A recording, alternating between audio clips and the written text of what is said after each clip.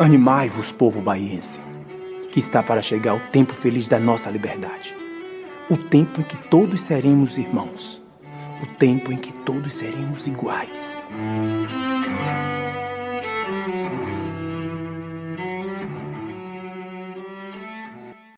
Que história é essa que meu pai não me contou? Que história é essa?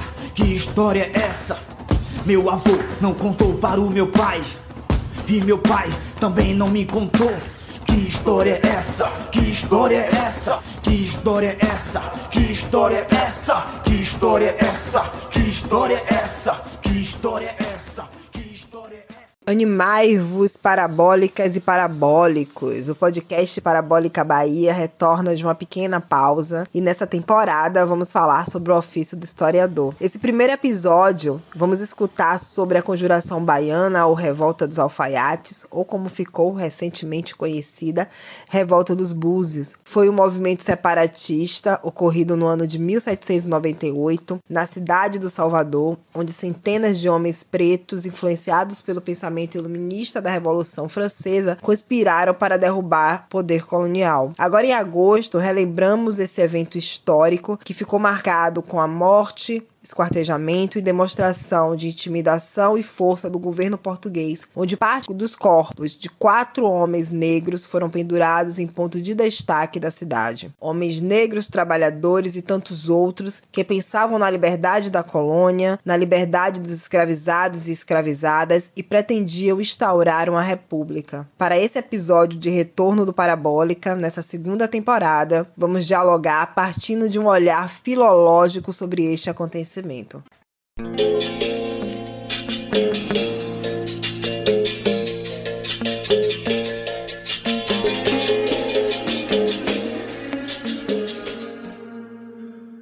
Olá, parabólicas e parabólicos, eu sou Jamile Palafoz e esse é o seu podcast Parabólica Bahia. Hoje a nossa conversa é com a pesquisadora Libânia Silva e antes de começarmos o bate-papo sobre a pesquisa de Libânia, eu queria agradecer a Libânia em nome da equipe do Parabólica, em nome de Cláudia Lopes, Neide Oliveira, Desirê Daliette, Luna Brasil, que formam comigo a equipe do Parabólica Bahia. Então a gente agradece muito a Libânia por ter aceitado o nosso convite. Para mim, ter Libânia aqui hoje é mais do que especial, porque Libânia é uma amiga minha, portanto não estranhe se no meio da conversa tiver uma rasgação de seda ou eu a chamá-la de Lib, que é como eu a chamo costumeiramente. Então não estranhe, porque realmente é uma relação de aproximação muito grande. Eu já conheço um pouco de Libânia, só que agora chegou a hora dela se apresentar. E aí, Lib, fala pra galera que tá ouvindo quem é você? Quem é você? De onde você é? Quais foram os caminhos que você traçou até chegar ao curso de História e hoje ao mestrado? Como foi aí essa jornada?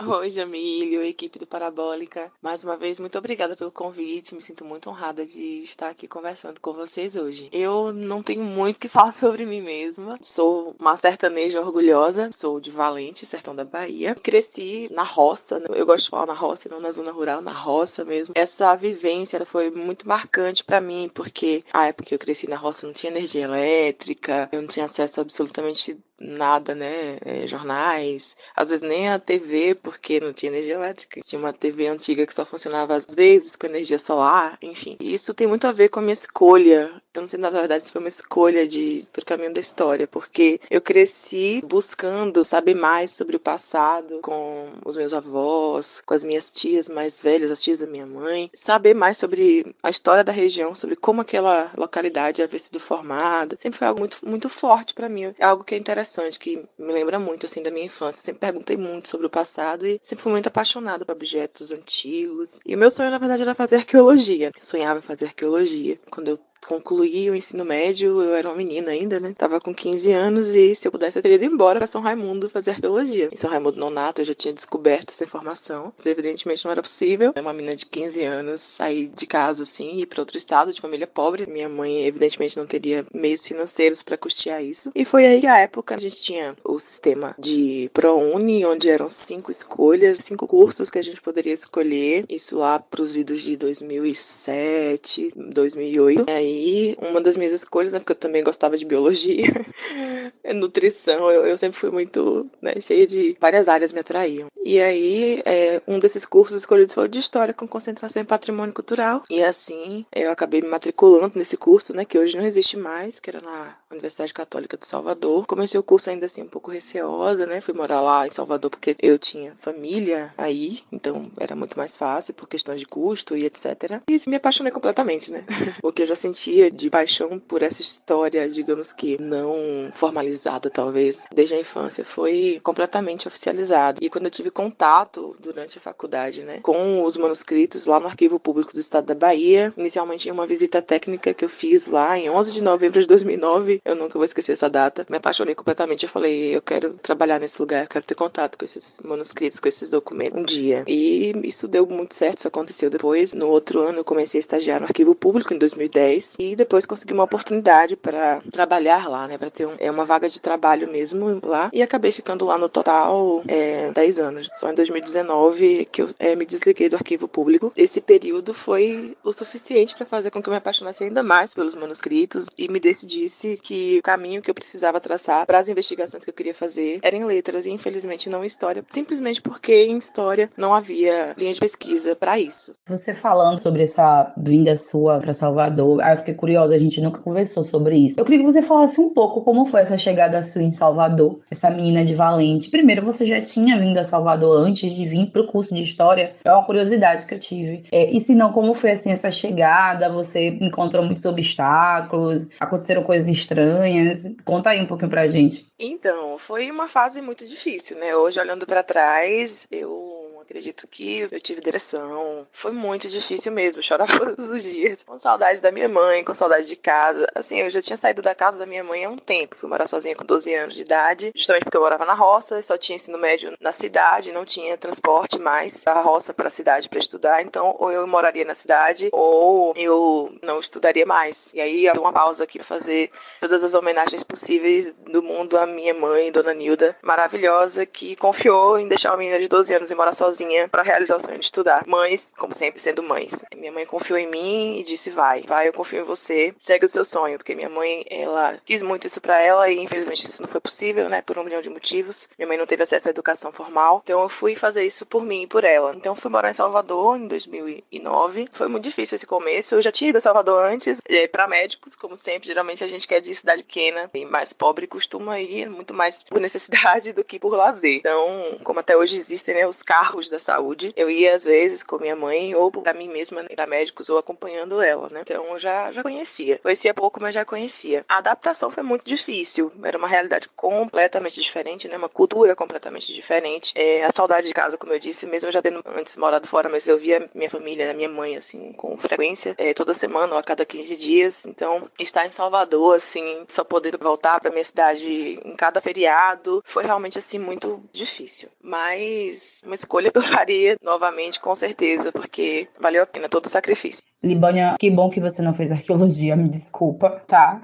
Eu agradeço. E também agradeço a dona Nilda, tá? Eu acho que é importante a gente falar um pouco das nossas trajetórias, quais foram os caminhos que a gente percorreu até alcançar aquilo que a gente queria. Que, na verdade, nunca é fácil, mas é importante a gente falar como isso acontece. Não é um conto de fadas, a grande verdade é essa. A segunda temporada do Parabólica, ela é uma temporada voltada para pensar o ofício das historiadoras e historiadores, mostrar como esse trabalho é feito. E Libânia vem desenvolvendo uma pesquisa muito interessante enquanto mestranda no programa de pós-graduação em Língua e Cultura do Instituto de Letras da Universidade Federal da Bahia. É importante ressaltar. É um trabalho que estuda a partir da análise documental de manuscritos que foram produzidos no âmbito da Conjuração Baiana, ou seja, é um trabalho de análise voltado para alguns documentos que estão relacionados a esse evento histórico. E aí, Líbia, antes da gente falar da sua pesquisa, eu quero que você fale um pouco sobre a Conjuração Baiana. Quero que você explique um pouco para o nosso ouvinte o que foi, qual a importância da conjuração para a história da Bahia, para a história do povo negro, que é uma história de resistência.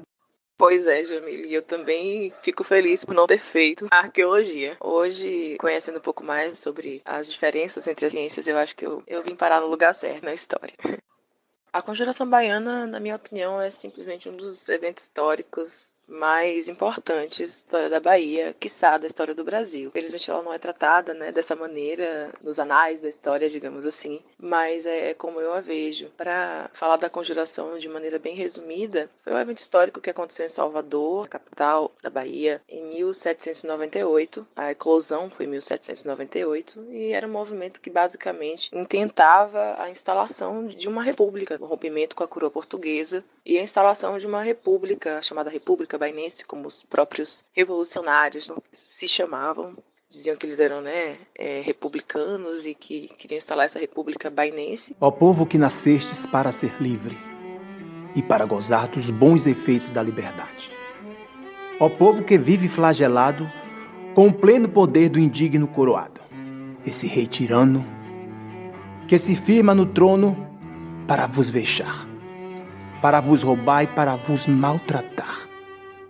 Homens, o tempo é chegado para a vossa ressurreição. Sim, para ressuscitares do abismo da escravidão, para levantares a sagrada bandeira da liberdade. A liberdade consiste no estado feliz, no estado livre do abatimento. A liberdade é a doçura da vida, o descanso do homem com igualdade de direitos entre uns e outros. Finalmente, a liberdade é o repouso e bem-aventurança do mundo.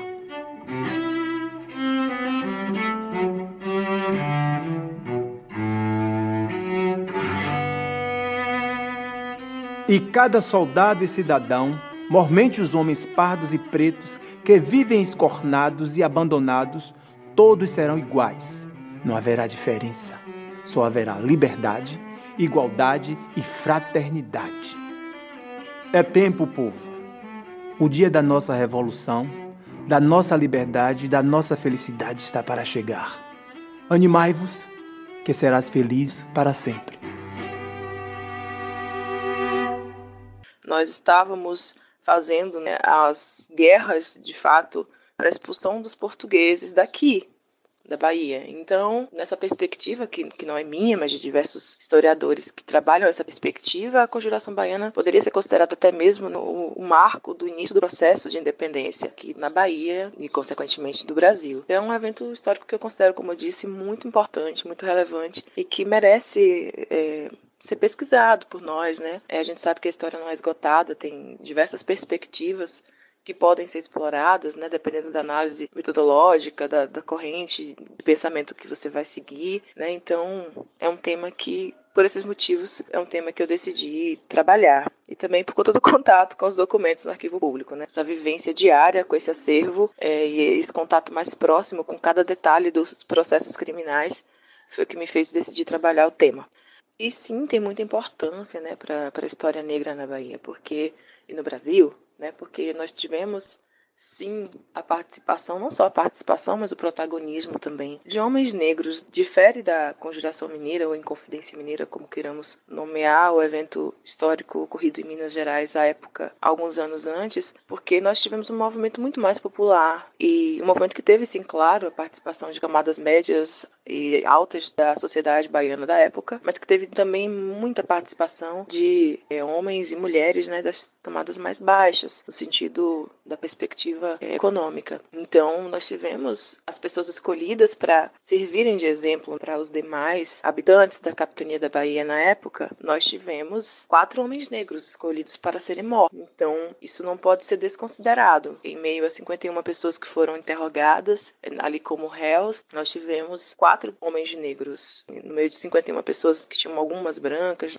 a maioria dessas pessoas brancas não sofreu basicamente nenhuma consequência ou consequências extremamente leves, enquanto que esses homens negros eles foram condenados e foram mortos dessa maneira. Então isso diz muito, evidentemente, para nós sobre os 2 pesos e 2 medidas da justiça que a gente tanto conhece nesse nosso Brasil e que não é algo recente. E falar sobre o protagonismo desses homens negros, falar sobre a atuação deles, que disseminaram também esse sonho de liberdade à época, de igualdade, é essencial, extremamente importante. Aproveitando esse gancho, não é o centro da nossa conversa, mas eu acho que é importante que cabe esse comentário, essa análise, porque a gente está falando de uma revolta colonial e não é a única. A gente sabe que tem outras, inclusive a Conjuração Mineira, que tem um destaque maior na história do Brasil. Vídeo feriado Tiradentes. Eu queria que você comentasse sobre essa ênfase que é dada à Conjuração Mineira, principalmente em comparação à Conjuração Baiana. A gente percebe, mesmo fazendo análise de livros didáticos, que tem um olhar diferente para esses dois movimentos. Pois é, com certeza nós temos um destaque muito maior atribuído na história do Brasil. A Conjuração Mineira é muito maior do que com relação à Conjuração Baiana.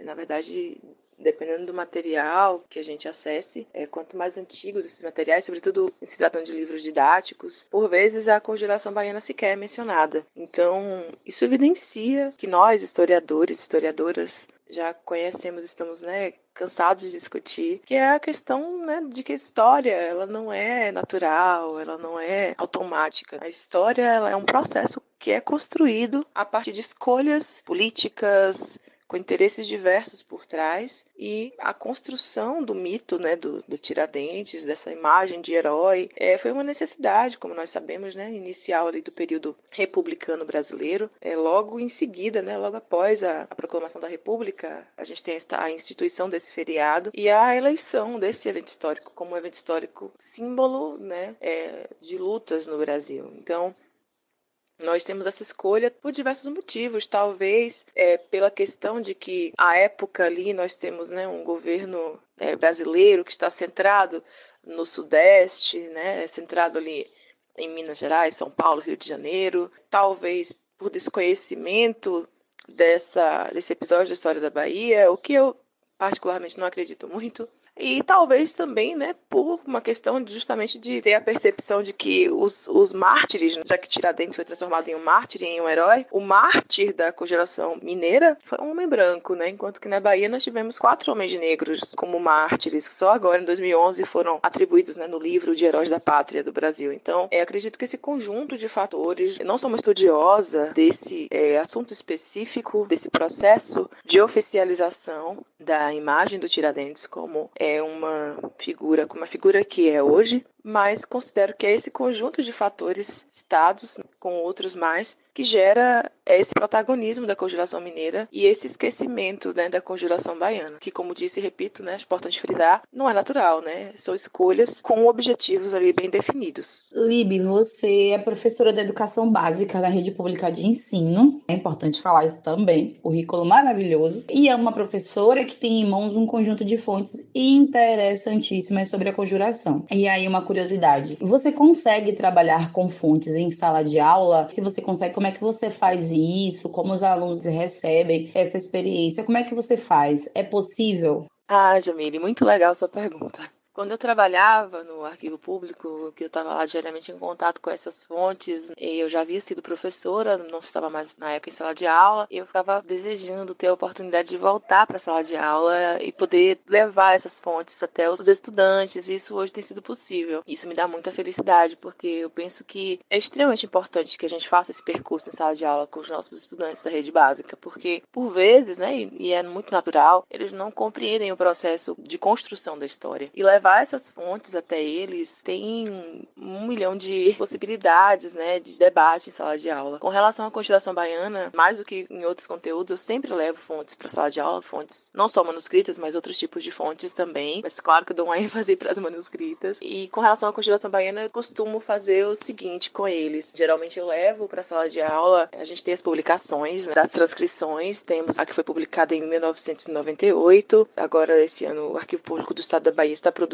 uma mais recente, que já foi pré-lançada, vai ter um novo lançamento em novembro. Geralmente eu levo essas transcrições junto com as imagens em si, às vezes eu as imprimo, alguns boletins, alguns trechos dos processos, e eu costumo entregar essas fontes para eles inicialmente. Eu faço uma introdução do que foi o evento histórico e peço para que eles analisem, para que eles tentem contrastar o que está ali com a informação do livro didático, por exemplo, de algum verbete em algum dos sites que eles costumam pesquisar na internet, para que eles percebam o que está contido ali naquelas fontes, fontes primárias e o que foi selecionado para ser evidenciado nos livros, nesses outros suportes de pesquisa. Geralmente isso resulta em um debate bem interessante, sobretudo porque eles precisam também exercitar a leitura paleográfica, que é uma coisa que eles ficam extremamente... Ao mesmo tempo que ficam interessados, eles ficam chateados, porque eles acham extremamente difícil, e de fato, a gente sabe, eles selecionam geralmente algo pequenininho, 4 ou 5 linhas de um manuscrito, os trechos mais legíveis para eles, mas costuma ser um exercício muito interessante. É algo que eu, inclusive, recomendo e aconselho para outras colegas e outros colegas que, assim como eu, estão em sala de aula, porque é uma oportunidade maravilhosa para justamente mostrar para eles como nós trabalhamos, como é que essa história, melhor, como é que essa memória do passado, né, ela sai dos nossos arquivos e se transforma em história enquanto ciência. É algo que tem sido muito importante para mim enquanto pesquisadora também. Tem sido maravilhoso poder unir esses dois lados. Estar atuando como historiadora e também como professora de história. Eu te perguntei exatamente por isso, porque eu acho que essa experiência é importante para que eles percebam como é esse processo de construção da história. E geralmente uma aula tem 50 minutos, então é muito complicado para a gente fazer isso. Quando a gente já tem essa facilidade de acesso a alguns documentos, por conta do acervo que a gente tem, por conta das nossas pesquisas, isso fica um pouco mais fácil, mas ainda é muito difícil. E que bom que você consegue fazer isso, porque eu acho que deve ser uma experiência muito legal mesmo. Exato, Jamile. E vamos lembrar que nós somos professoras hoje, né, 2022, numa era digital. Então a gente hoje tem uma coisa que colegas nossos, professores, talvez hoje já quase aposentados ou aposentados, não tiveram, que é o acesso à internet e essas fontes de maneira muito mais fácil. Então, assim, por exemplo, com relação à Conjuração Baiana especificamente, também a gente tem essas fontes disponibilizadas online. Então, hoje a gente tem acesso a diversas instituições custodiadoras de documentos que colocam seus acervos virtualmente digitalizados. Então, é mais uma possibilidade metodológica para o professor trabalhar em sala de aula. Então, deixo aqui essa sugestão para os demais colegas que talvez não utilizem essa metodologia, para que eles façam essa experiência em sala de aula com o evento histórico que eles escolherem, seja de história do Brasil ou da chamada história geral, para que eles possam visualizar. É uma experiência muito interessante em sala de aula com os nossos alunos. Eu recomendo muito. Feitos os devidos esclarecimentos acerca da Conjuração Baiana, acho que deu para falar um pouco e explicar um pouco do que foi a conjuração. Vamos à parte filológica da nossa conversa. Líbia, eu queria que você falasse o que é filologia. E depois que você detalhasse um pouco, se possível for, como é feita a análise filológica de um documento. Não necessariamente os manuscritos relacionados à conjuração ainda, mas que você detalhasse e trouxesse algum exemplo falando de algum outro documento. Acho que isso vai ser interessante para deixar claro para quem não conhece o que é essa análise filológica. A filologia é um campo maravilhoso de estudo. Tem sido, para mim, uma honra, uma alegria imensa estar conhecendo um pouco desse campo de pesquisa. Resumidamente, a filologia nada mais é do que a ciência que estuda os textos. Só que essa forma de estudo ela é muito complexa. Não se restringe apenas ao conteúdo semântico dos textos. Por exemplo, nós, historiadoras, nós pesquisadores, na verdade, de modo geral, não só historiadores, nós costumamos ir aos arquivos, e eu me incluo nisso antes desse contato com a filologia, e acessar o que está escrito ali. Ou seja, eu quero acessar aquela fonte para saber o que foi escrito ali e ponto. Não há uma preocupação com o tipo de letra ali adotado, com o tipo de tinta utilizada naquele papel, com o tipo de papel, enfim, com diversas outras características desse suporte que a gente está analisando, que podem me dizer muito também sobre aquele período, né, sobre aquele passado que a gente está estudando. Então, o contato com a filologia se deu quando eu trabalhava lá no Arquivo Público e foi necessária consultoria da professora Alicia do Ralose, que é uma referência na área, que hoje eu posso ter a sorte de tê-la como minha orientadora do mestrado, onde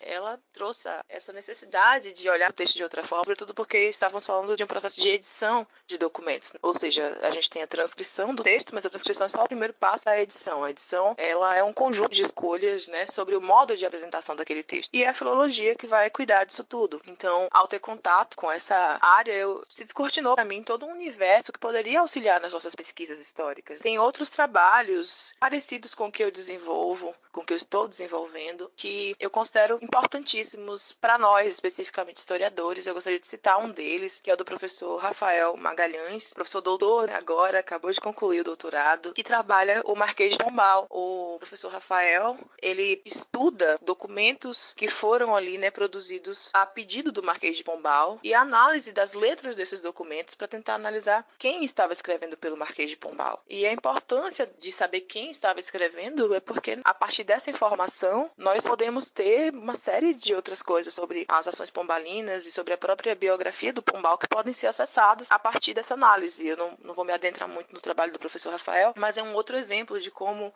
olhar para o texto e ver além do seu conteúdo semântico, né, do seu significado, do que está ali escrito, pode ser importante para as nossas pesquisas históricas. E aí, só para concluir, dando um exemplo talvez que fique mais visível para os nossos colegas que estão nos ouvindo, por exemplo, na Conjuração Baiana, se a gente olhar as assinaturas dos réus, a gente vai ter o Luiz Gonzaga, que é um dos que depois foram mortos, né, no final do processo. No início do processo, ele assina com muito mais estabilidade, uma letra muito mais firme do que no final, que é uma letra completamente tremida, uma letra que não tem uma pauta, né? A pauta é invisível do papel, mas não segue uma linha reta, é uma letra que sobe e desce, porque a gente tem laudos dos médicos dizendo que ele estava machucado, ele provavelmente foi torturado. Então, como que eu posso apenas olhar o documento e ler apenas a assinatura do Luiz Gonzaga e não olhar como essa assinatura foi produzida, por exemplo, não olhar que maneira tudo aquilo foi feito, não pensar no processo de produção na época do manuscrito que eu estou analisando. Então, a filologia descortinou para mim todas essas questões e outras mais, e por isso que, como eu disse, aconteceu a minha escolha de migrar para o mundo de letras para estudar a filologia, em vez de migrar para a história nesse primeiro momento da pós-graduação.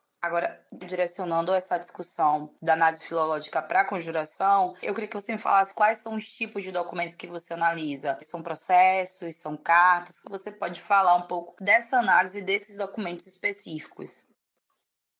A Conjuração Baiana é um evento histórico que o processo de investigação resultou em uma produção documental bastante vasta. Nós temos essa produção documental dividida hoje entre o Rio de Janeiro, a Biblioteca Nacional, e o Arquivo Público do Estado da Bahia. Claro que existem fontes em outros locais, mas no sentido do produto da Devassa mesmo, elas estão divididas entre essas duas instituições. Então, dentre esses 4.000, mais ou menos, né, folhos documentais, eu elenquei para minha pesquisa os documentos, os papéis que foram apreendidos em casas desses réus. Então, quando se descobrem os boletins ditos sediciosos, no dia 12 de agosto de 1798, a gente tem o Tribunal da Relação da Bahia ordenando o início das investigações para descobrir, primeiro, quem havia escrito esses boletins e, segundo, quem eram as pessoas envolvidas naquela revolta pretendida. Nesse processo de investigação, para descobrir quem era o autor dos boletins, nada mais natural do que pegar outros documentos escritos pelas pessoas que eram acusadas para fazer a comparação das letras. Então, houve essa ordem de apreensão desses papéis em posse dessas pessoas, ou seja, que estava com eles no momento em que eles foram presos, e também nas casas dessas pessoas.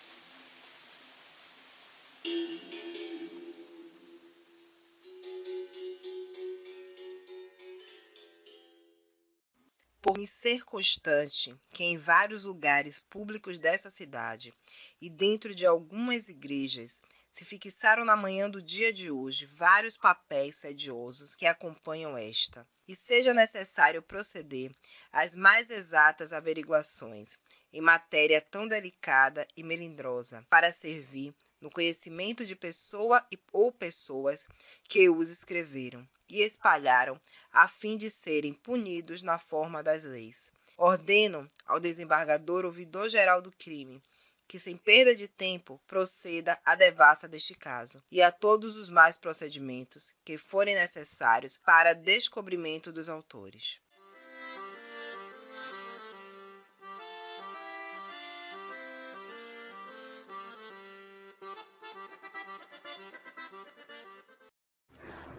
O trecho que acabamos de ouvir faz parte do corpo de documentos da Conjuração Baiana e foi gentilmente cedido por nossa convidada Libânia Silva. O trecho trata-se de uma fala do governador da capitania, Dom Fernando José de Portugal, e está disponível no Arquivo Público da Bahia, seção colonial. No Arquivo Público do Estado da Bahia, hoje nós temos 9 itens documentais dessa natureza. Eu elenquei um desses itens para a minha análise, para a minha pesquisa. Esses documentos que foram apreendidos, alguns eram correspondências, né? Eram cartas, solicitações ali a órgãos da administração da Bahia, sobretudo do réu do Luiz Gonzaga, que era soldado também, e cópias de textos iluministas, digamos assim, o fruto ali do contexto da Revolução Francesa. Esse documento que eu escolhi para analisar é justamente um desses textos. Uma cópia incompleta, não é o livro todo, uma cópia de trechos do livro Les Ruines, do filósofo francês Voltaire. Então, como é um documento que não foi produzido por membros do Tribunal da Relação da Bahia, e sim algo que foi apreendido nas casas dessas pessoas, então é um documento que permite a nós, né, essa análise em comparação com as letras dos réus para tentar descobrir quem foi o autor desse documento. Então, essa é a minha pesquisa. Pelo que eu entendi, o seu trabalho de mestrado ele envolve história, filologia e paleografia. Meu Deus, é muito fôlego. E uma apresentação que eu ouvi você falar, eu achei muito interessante quando você disse que a paleografia ela não é um instrumento de análise ou uma ciência auxiliar da história, e sim uma ciência autônoma, que ela não é apenas um instrumento de leitura. Não sei se é um mau hábito ou é uma forma muito simplista que nos condicionamos, mas quando a gente fala de paleografia, pelo menos eu, enquanto historiadora, eu me resumo muito à leitura do documento, né, no sentido de entender a grafia e a escrita para leitura de documento e transcrição. É o básico. E aí eu queria que você explicasse como a paleografia ela é uma ciência autônoma. Eu queria que você falasse um pouco sobre isso, dessa visão, que eu acredito que não seja só minha, e dessa questão da paleografia enquanto uma ciência e uma ciência autônoma. Essa é uma questão bem interessante, Jamile, porque de fato nós, sobretudo nós, né, não apenas nós, mas sobretudo nós, historiadoras e historiadores, costumamos ver a paleografia realmente apenas como uma ferramenta de leitura. E a paleografia ela é muito mais que isso, ela é uma ciência de fato autônoma. Acho que a forma mais didática, talvez que eu consiga explicar isso, seja fazendo uma analogia com o direito. Por exemplo, evidentemente não são todas as pesquisas, mas muitas pesquisas históricas podem nos ajudar a compreender o funcionamento do direito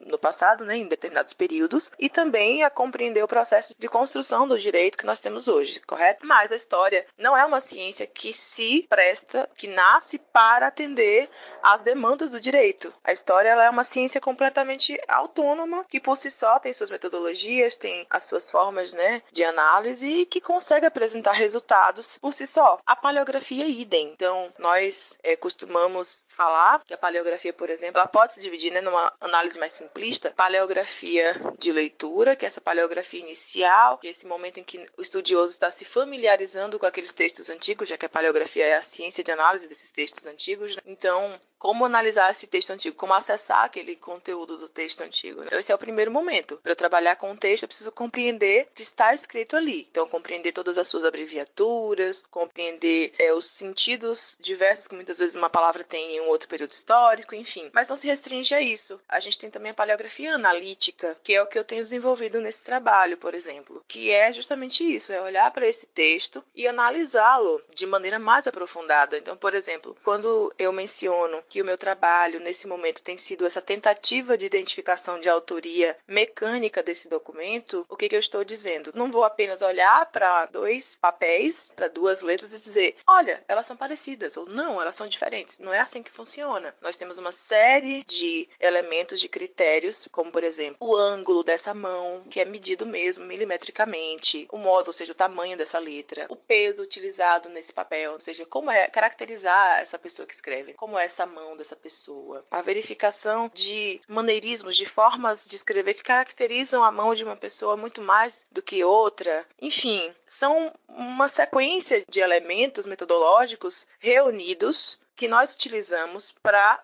dar essas respostas acerca de um texto. Então, dessa forma, já que nós temos todo esse percurso que as ciências têm de você ter um questionamento, de ter uma metodologia e de apresentar um resultado, por si só a paleografia ela é uma ciência. Ela não precisa que esse produto vá para a mão do historiador, por exemplo, para fazer uma análise dentro de um contexto histórico. Não. Apenas esse trabalho de análise já é uma produção científica, entende? Então, sim, a paleografia ela é uma ciência que pode nos ajudar muito enquanto historiadoras e historiadores, mas ela é uma ciência por si só. Libânia, você conseguiu me esclarecer. Eu ficava nessa dúvida, sabe? E quando a gente veio conversando um pouco e você veio falando dessa questão da paleografia enquanto ciência, eu fiquei muito na dúvida e disse, não, a gente precisa perguntar isso para a Libânia para dar uma esclarecida, mas agora acho que ficou bem claro, acho que dá para entender tranquilamente. Seu trabalho é muito rico. Tem um trabalho que envolve história, como eu falei, filologia e paleografia, para não ser repetitiva. E aí você fala de uma análise filológica, que você já deu alguns detalhes de como é feito durante a nossa conversa, mas também existe uma análise histórica. Então eu queria que você falasse um pouco dessa diferença de modo prático. Mas claro, como é essa análise filológica e qual é a diferença dessa análise para a análise histórica que a gente faz dos documentos? Eu penso que a melhor forma de nós compreendermos essa diferença é pensar no modo como, com relação à conjuração baiana especificamente, por exemplo, esse tema é trabalhado. Como eu disse, eu utilizo em sala de aula muitas vezes as transcrições dos documentos, levo também bibliografias de autores como o professor Luiz Henrique Dias Tavares, Cátia Matoso, até algumas clássicas como Brasil Amaral, enfim.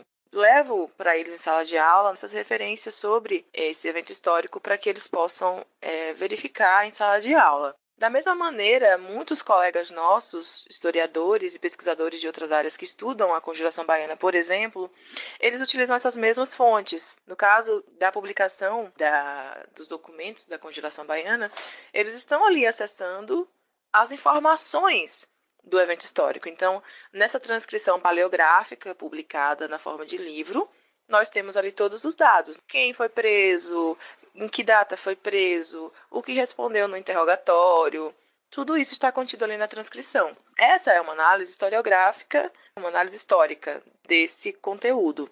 A análise filológica, ela já vai mais além. Eu não consigo, por exemplo, saber que o Luiz Gonzaga foi torturado, ou que ele provavelmente foi torturado, olhando uma transcrição paleográfica. Eu vou ter ali apenas escrito em todos os momentos em que o Luiz Gonzaga assinar o texto, vai estar lá, Luiz Gonzaga. Na fonte, sei lá, Arial, Times, que foi, enfim, a fonte que foi elencada no momento da edição desse livro. Então, eu não tenho como perceber a diferença que vai acontecendo na escrita desse sujeito que estava preso, percebe? Então, apenas a visualização do texto original em si, dessa diferença na firmeza daquela mão que escreve, ou na presença de outros elementos característicos do texto, é que eu consigo realizar uma análise filológica, ou seja, é que eu consigo analisar esse texto em sua complexidade. Como eu disse inicialmente, a filologia ela é a análise do texto em todas as suas formas. A paleografia, ela enquanto ciência, também faz parte dessa análise filológica, mas é uma análise muito mais profunda. Então, no caso da minha pesquisa especificamente, por que ela se difere de outras pesquisas que eu conheço com relação à conjuração baiana? Porque os demais pesquisadores, eles, mesmo quando eles acessam os originais e não usam apenas os livros e as transcrições que já foram realizadas desses textos, eles olham apenas o texto em si, o que está ali. Ou seja, repito, quem foi preso, como se deram os acontecimentos naquele período e ponto final. E eu não estou olhando apenas isso, estou olhando para esse texto em si, vendo como ele foi produzido, vendo que, por exemplo, posso ter uma assinatura ali que não é daquela pessoa de fato, ela é uma assinatura, talvez tenha sido de um curador, de um tutor, porque aquela pessoa não sabe escrever, por exemplo. Enfim, então a análise dessas outras características podem nos permitir acessar muito mais sobre aquele movimento, né? Por exemplo, saber quem escreveu aquele documento e não outro personagem, nos ajuda a compreender melhor sobre como aquele movimento de fato se organizou, porque o que nós sabemos com maiores detalhes sobre a conjuração baiana é o que acontece após a deflagração do movimento, após a publicação dos boletins em praça pública. Mas, evidentemente, era um movimento que vinha sendo organizado muito antes.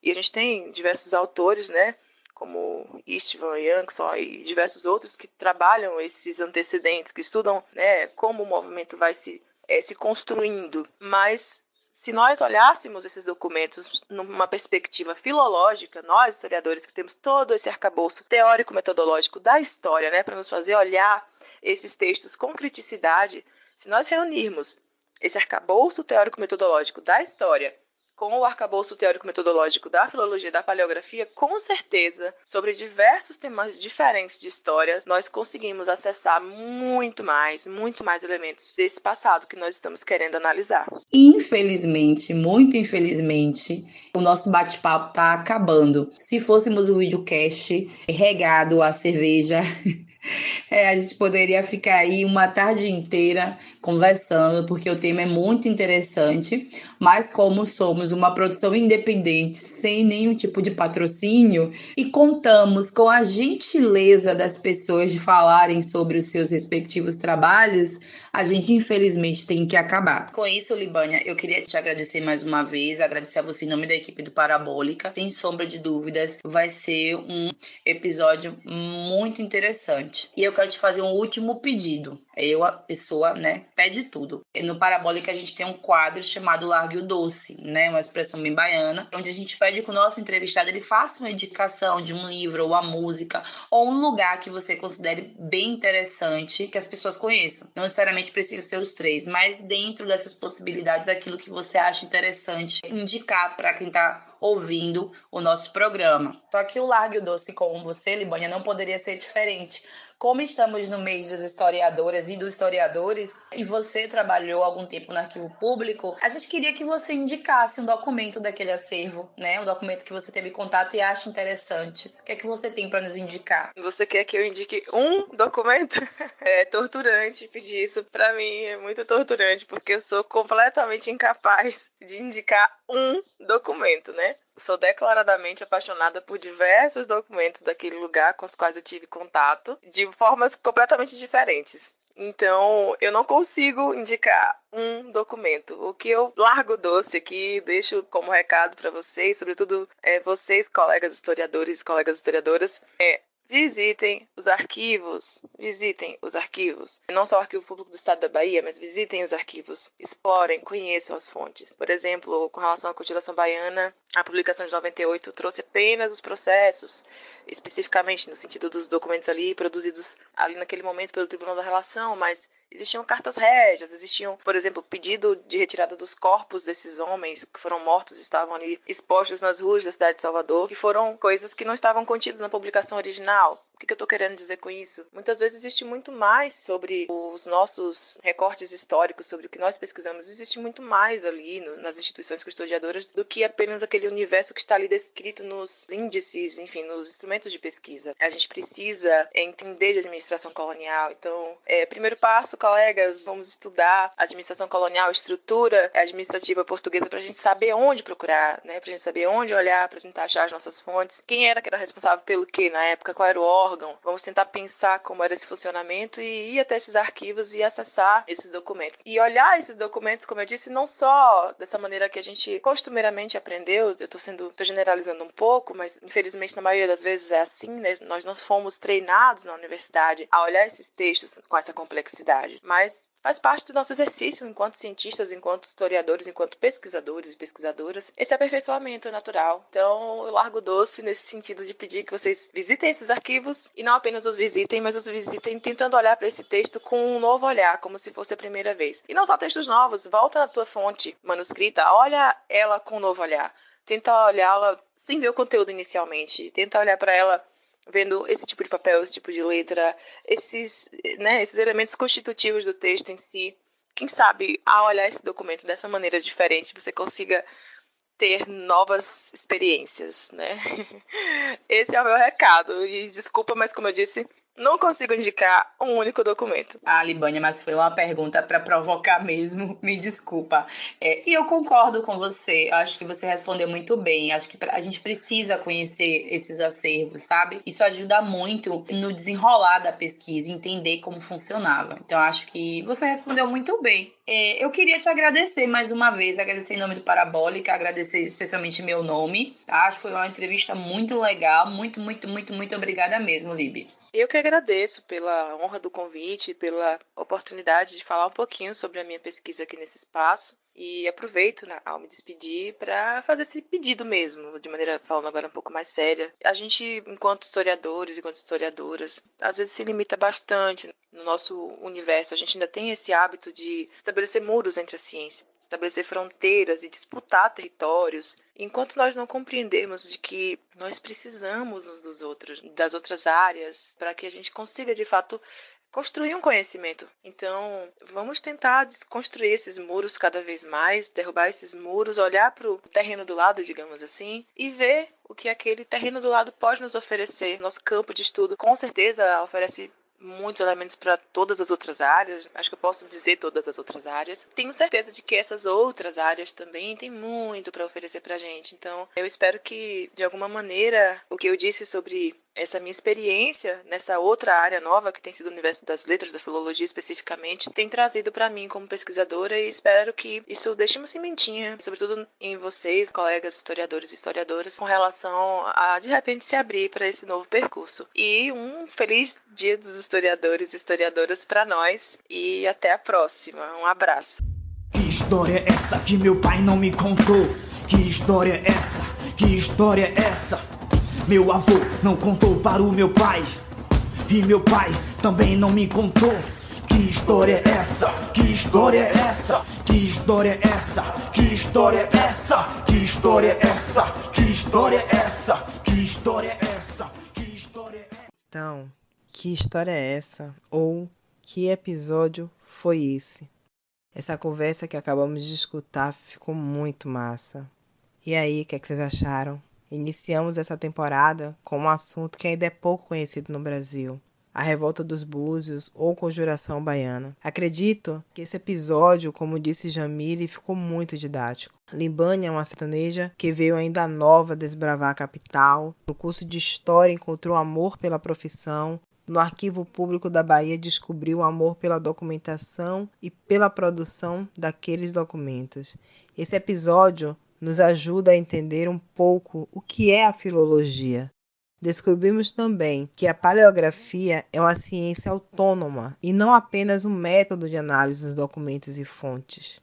Também ouvimos um pouco sobre a Conjuração Baiana partindo de um outro olhar, dessa análise filológica que Libânia estuda no mestrado. Podemos dizer que o Parabólica Bahia retornou com força total e essa temporada está à nossa cara, visto que estamos falando sobre o nosso ofício, o fazer histórico. Se você quer aprender um pouco sobre como nós, historiadoras e historiadores, trabalhamos, ou se você quer conhecer novas pesquisas, fiquem ligadas e ligados na segunda temporada do seu podcast favorito, Parabólica Bahia.